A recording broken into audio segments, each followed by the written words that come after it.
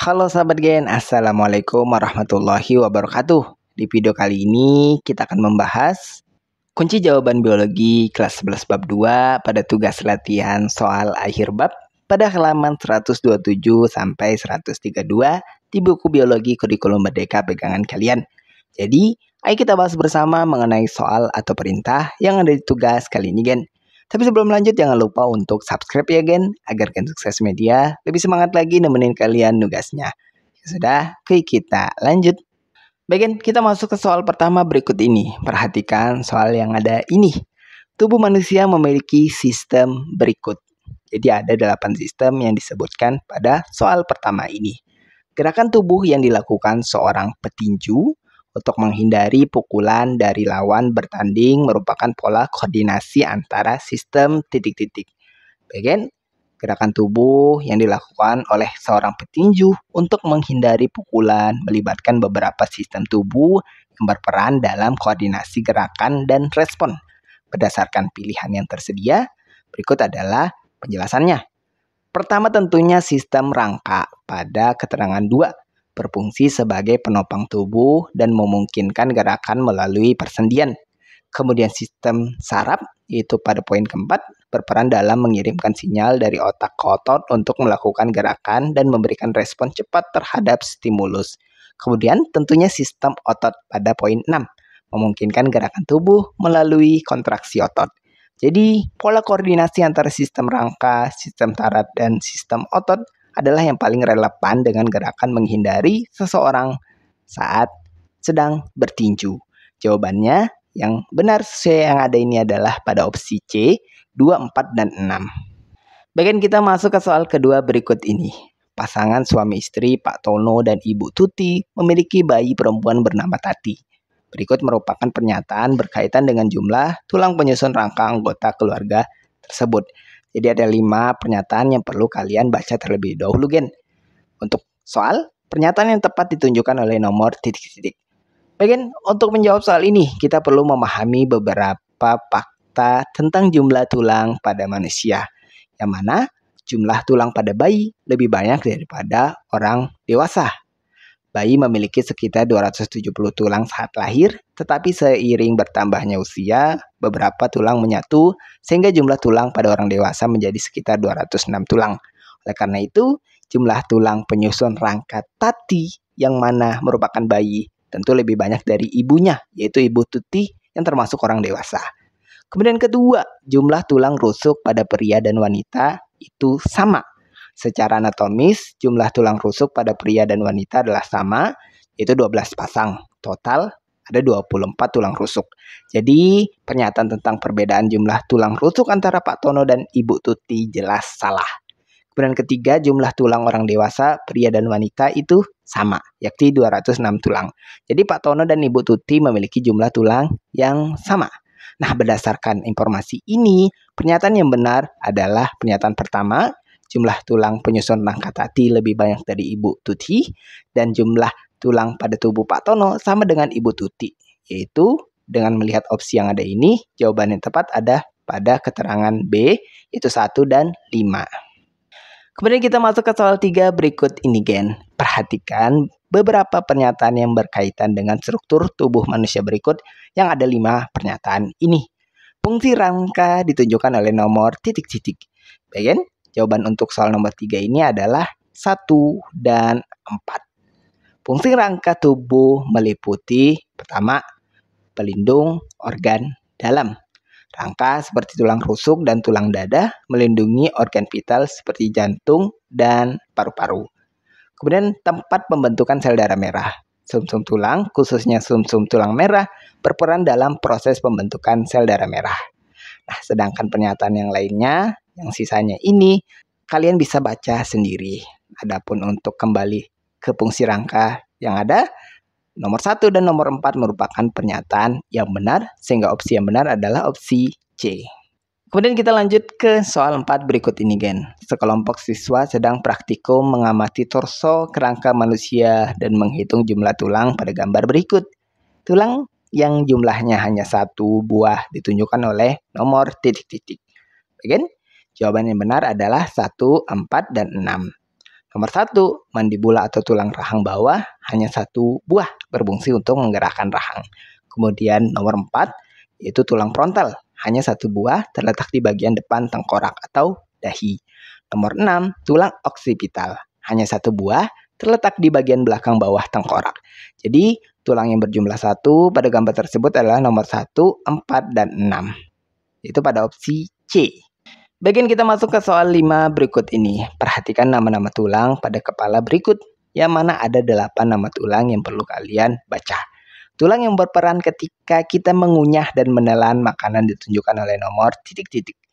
Dan dari penjelasan tersebut, tulang yang berperan dalam mengunyah dan menelan adalah, yaitu pertama maksila pada poin ketiga berperan dalam mengunyah, kemudian mandibula pada poin 4 berperan dalam mengunyah, dan hyoid pada keterangan 6 berperan dalam menelan. Dari penjelasan di atas, tulang yang berperan dalam mengunyah dan menelan adalah maksila, mandibula, dan hyoid. Yaitu jawaban yang benar ada pada opsi D, 3, 4, dan 6. Bagian kita masuk ke soal 6 berikut ini. Perhatikan gambar berbagai tulang manusia berikut. Tulang penyusun rangka apendikuler ditunjukkan oleh nomor titik-titik. Jawabannya yang benar adalah pada opsi 1, 4, dan 5. Bagian rangka apendikuler terdiri dari tulang-tulang yang menyusun ekstremitas, yaitu anggota gerak, dan yang melibatkan ekstremitas ke rangka aksial. Termasuk dalam rangka apendikuler adalah nomor 1, yaitu humerus atau tulang lengan atas, merupakan bagian dari anggota gerak atas. Kemudian nomor 4, femur atau tulang paha, merupakan bagian dari anggota gerak bawah. Dan kelima, tulang telapak tangan dan jari, bagian dari anggota gerak atas, dan termasuk tulang metakarpal dan palang. Tulang-tulang tersebut adalah penyusun rangka apendikuler yang berfungsi dalam gerakan dan aktivitas anggota tubuh. Kita masuk ke soal 7 berikut ini, Gen. Perhatikan soal yang ada ini. Urutan nama tulang pada lengan mamalia dari tangan ke bahu adalah titik-titik. Bagian urutan tulang dari tangan ke bahu pada lengan mamalia terdiri dari 3 bagian utama. Itu pertama ulna, itu tulang pengumpil yang terletak di lengan bawah dan berhubungan dengan tangan. Kemudian ke atas humerus adalah tulang lengan atas yang terletak di atas ulna. Kemudian scapula, yaitu tulang belikat yang berada di bagian bahu. Jadi urutan yang benar dari tangan ke bahu adalah ulna, humerus, dan scapula. Oleh karena itu jawaban yang bisa kita pilih ada pada opsi A, yaitu ulna, humerus, dan scapula. Kemudian kita masuk ke soal 8 berikut ini. Perhatikan gambar struktur tulang manusia berikut. Jika bagian X dibuat preparat mikroskopis secara melintang, jaringan yang akan terlihat pada mikroskop adalah titik-titik. Bagian gambar tersebut menunjukkan sebuah soal mengenai struktur tulang manusia. Berdasarkan gambar, tanda X terletak pada bagian diafisis atau batang tulang panjang. Pertanyaan ini menanyakan jenis jaringan apa yang akan terlihat pada preparat mikroskopis melintang di titik X. Dan berikut adalah penjelasannya. Diafisis terutama terdiri dari bagian tulang kompak. Jika dilihat secara mikroskopis, pada penampang melintang di diafisis akan terlihat sistem Happers atau osteon. Oleh karena itu, jawaban yang bisa dianggap benar adalah gambar yang menunjukkan struktur tulang kompak dengan sistem Happers. Berdasarkan penampakan umum, jenis tulang secara mikroskopis didapat opsi C kemungkinan besar mewakili tulang kompak dengan osteon yang khas. Jadi opsi C bisa dianggap benar. Kemudian kita lanjut ke soal 9 berikut ini, Gen. Perhatikan gambar potongan lengan bawah pada manusia berikut. Nama tulang P dan Q adalah titik-titik.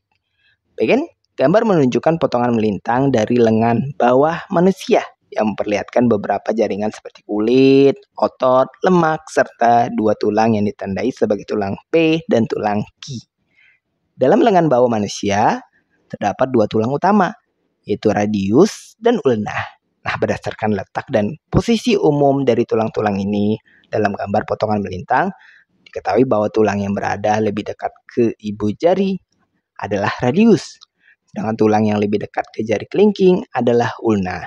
Nah, dari gambar ini dapat diidentifikasi bahwa tulang P adalah ulna dan tulang Q adalah radius. Dengan demikian, jawaban yang bisa dianggap benar adalah pada opsi E, radius untuk P dan ulna untuk Q. Bagian kita masuk ke soal 10 berikut ini. Perhatikan gambar struktur serat otot berikut. Nama dan fungsi bagian X adalah titik-titik. Bagian berdasarkan gambar yang menunjukkan struktur serat otot, bagian yang ditandai dengan huruf X mengacu pada protein troponin. Troponin memiliki fungsi penting dalam proses kontraksi otot, yaitu sebagai tempat mengikat ion kalsium. Ketika ion kalsium berikatan dengan troponin, troponin mengalami perubahan bentuk yang menyebabkan tropomiosin bergerak, sehingga situs pengikatan pada aktin menjadi tersedia bagi miosin, memungkinkan terjadinya kontraksi otot. Oleh karena itu, jawaban yang dianggap benar adalah troponin tempat mengikat ion kalsium, yaitu pada opsi B.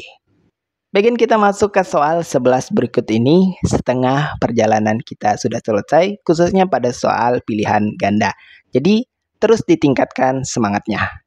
Setelah melakukan lari maraton 15 km, Teddy merasakan pegal pada kedua kakinya.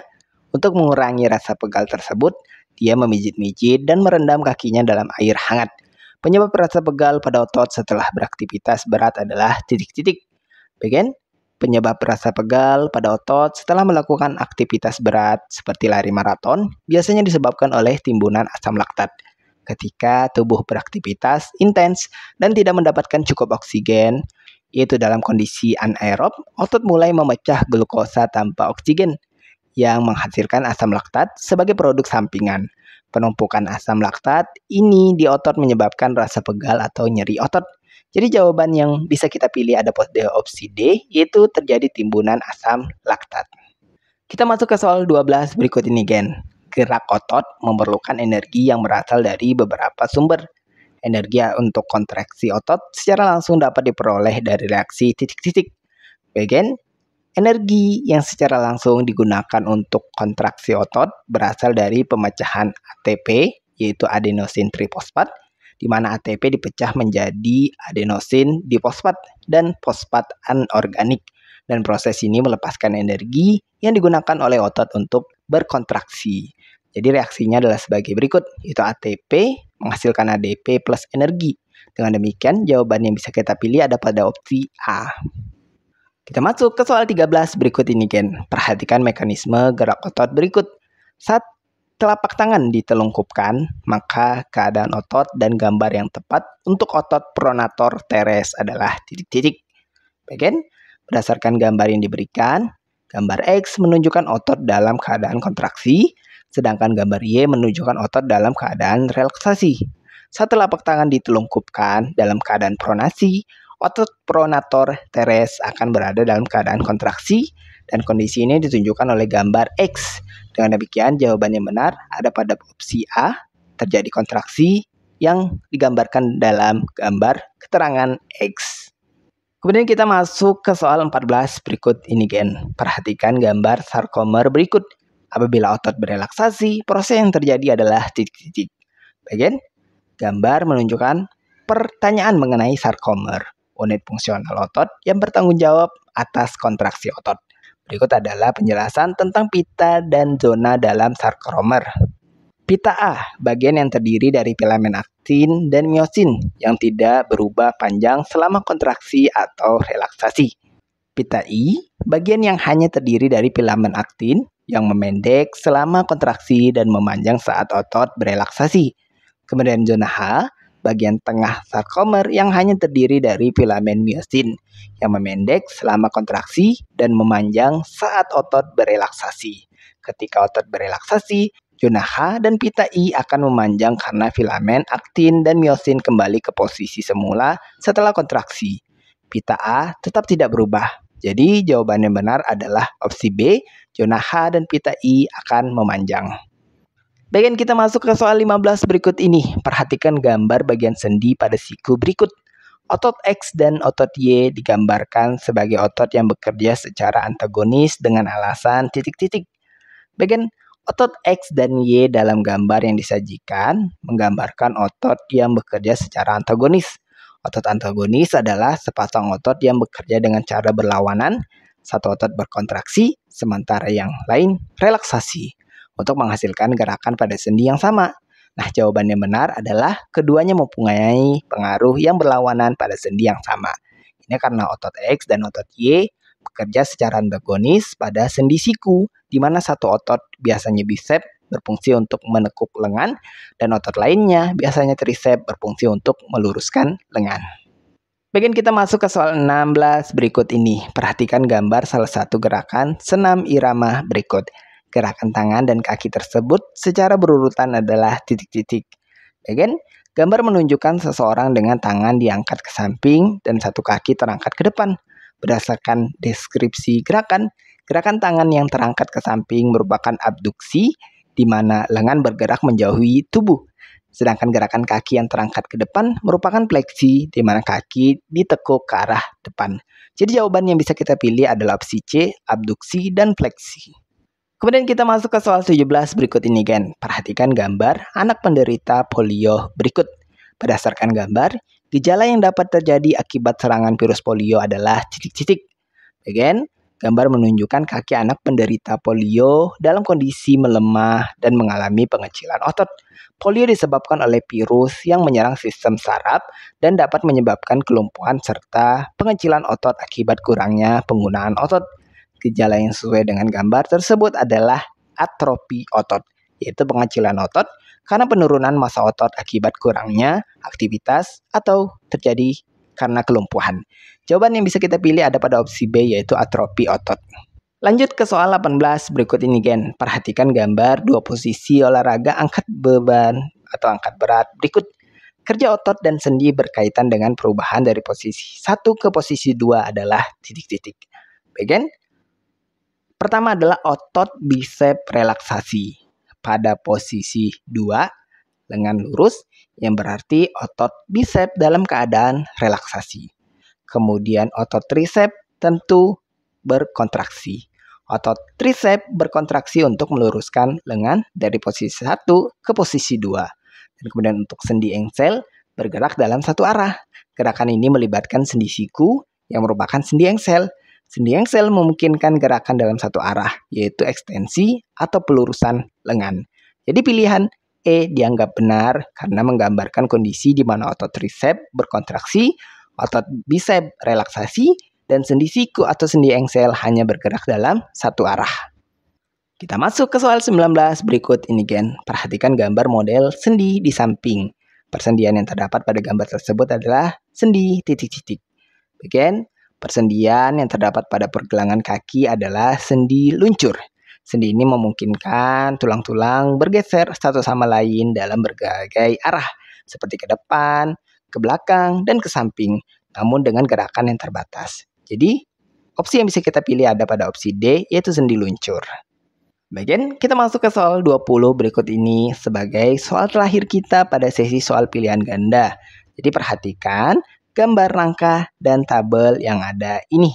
Bentuk tulang, jenis persendian, dan pergerakan yang terjadi di bagian key adalah titik-titik. Bagian berikut adalah analisis untuk membentuk tulang, jenis persendian, dan pergerakan yang terjadi berdasarkan gambar tersebut. Untuk bentuk tulang tentu tidak beraturan, itu pada keterangan bentuk tulang 2, di mana bagian key dari tulang belakang yang merupakan tulang belakang lumbal atau torakal memiliki bentuk yang tidak beraturan. Kemudian untuk jenis persendian termasuk ampiartrosis, itu pada keterangan C.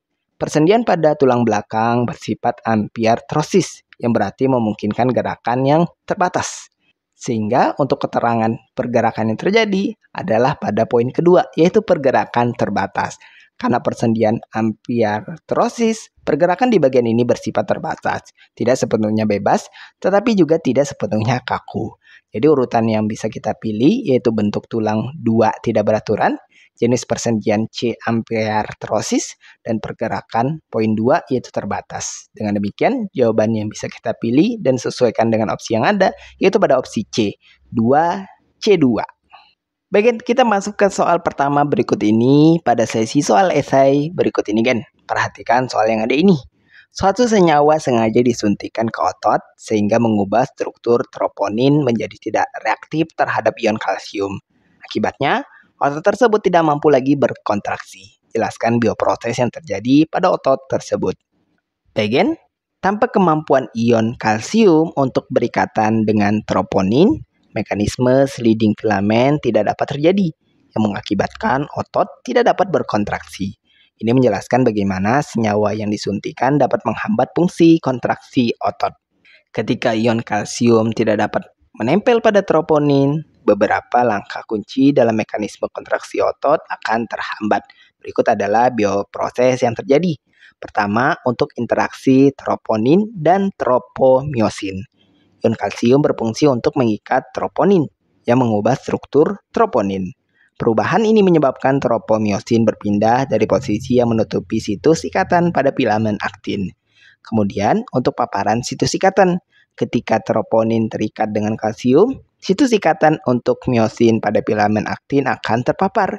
Hal ini memungkinkan kepala myosin untuk berikatan dengan aktin.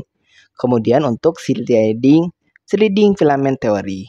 Mekanisme sliding filamen, di mana filamen myosin menarik filamen aktin ke dalam, hanya dapat terjadi jika situs ikatan tersebut terbuka. Tanpa ion kalsium yang berikatan dengan troponin, situs ini tetap tertutup oleh tropomyosin.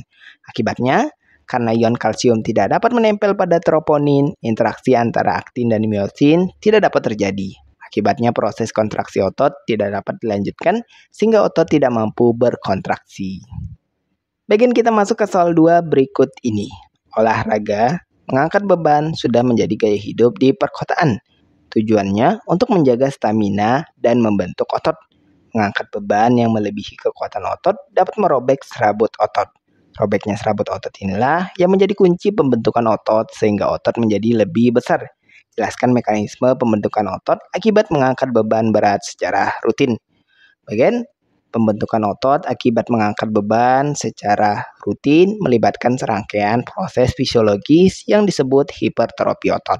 Proses ini terjadi ketika serabut otot mengalami kerusakan mikro akibat latihan intens seperti angkat beban, dan kemudian tubuh memperbaikinya dengan menambah massa otot. Berikut ini adalah mekanisme pembentukan otot akibat angkat beban berat. Pertama, robeknya serabut otot. Saat seseorang mengangkat beban berat, serabut-serabut otot mengalami tekanan berlebih yang menyebabkan kerusakan mikro atau robekan kecil pada serat-serat otot. Ini adalah bagian normal dari latihan yang intens. Kemudian terjadi proses perbaikan. Setelah latihan, tubuh mulai memperbaiki kerusakan serabut otot melalui sintesis protein. Tubuh menggunakan nutrisi, terutama protein untuk memperbaiki jaringan otot yang rusak. Sel-sel satelit atau sel punca otot akan diaktifkan untuk membantu proses regenerasi serabut otot yang robek. Kemudian adaptasi otot. Dalam proses perbaikan, serabut otot akan menjadi lebih tebal dan kuat dibandingkan sebelumnya sebagai respon terhadap stres yang diberikan selama latihan. Ini menyebabkan otot mengalami hipertrofi, yaitu peningkatan ukuran dan volume otot. Kemudian penambahan serabut otot.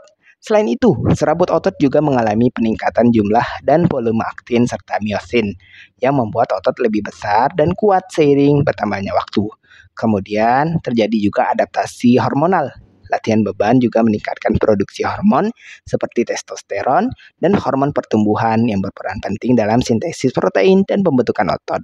Dan untuk proses pengulangan, latihan angkat beban yang dilakukan secara rutin akan menyebabkan proses perusakan dan perbaikan otot yang berulang, yang pada akhirnya menghasilkan peningkatan massa otot secara signifikan. Bagian kita masuk ke soal 3 berikut ini. Perhatikan gambar sarkomer pada jaringan otot bisep berikut. Bagaimanakah bioproses yang terjadi pada bagian nomor 1, 2, 3, dan 4 ketika terjadi gerakan fleksi? Jelaskan.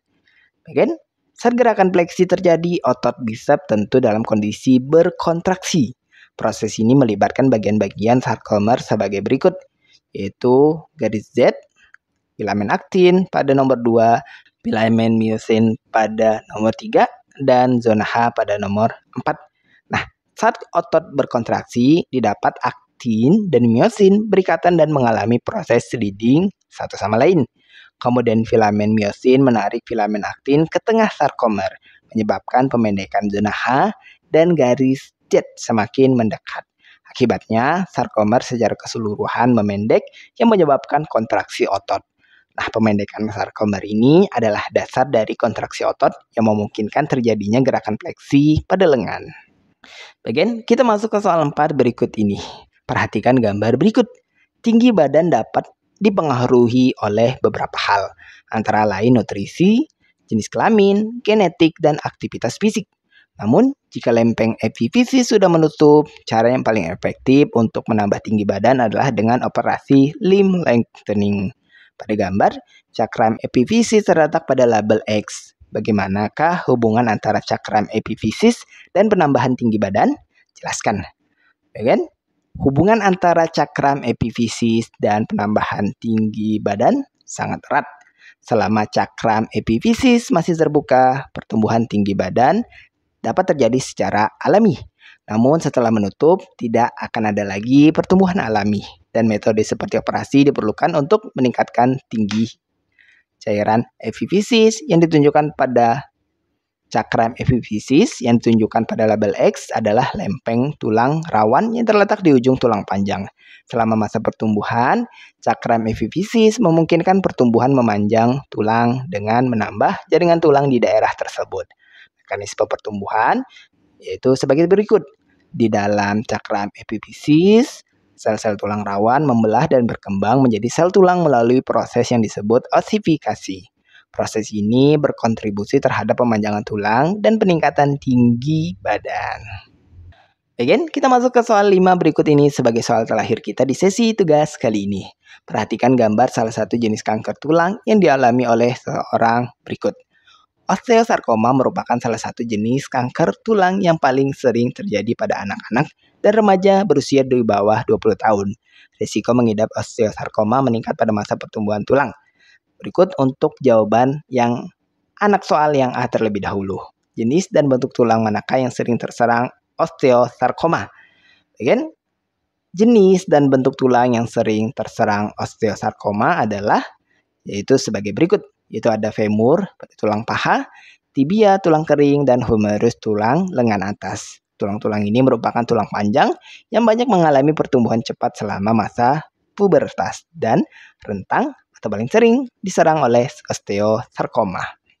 Kemudian kita masuk pada 5 poin B berikut, di mana menanyakan mengapa kanker jenis ini banyak ditemukan pada anak-anak dan remaja. Dan berikut adalah untuk pembahasannya. Osteosarkoma sering ditemukan pada anak-anak dan remaja karena pertama, pertumbuhan tulang yang cepat. Pada masa pubertas, tulang panjang mengalami pertumbuhan yang sangat cepat.